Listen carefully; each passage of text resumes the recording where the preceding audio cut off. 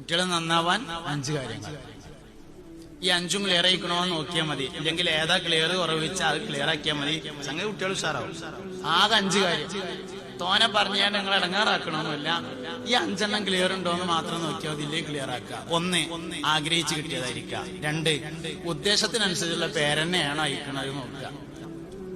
നല്ല പേര്, ഉദ്ദേശത്തിനനുസരിച്ചുള്ള പേര്.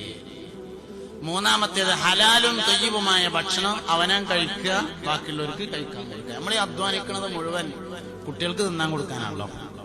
മക്കൾ ഉപകാരം ചെയ്യണമെങ്കിൽ ഹലാലും തൊയ്യിബുമായ ഭക്ഷണം സ്വന്തമായി കഴിക്കുകയും ഭാര്യ സന്താനങ്ങൾക്ക് അത് കഴിക്കാൻ കൊടുക്കുകയും വേണം. ഹലാലാവണം, തൊയ്യിബായിരിക്കണം.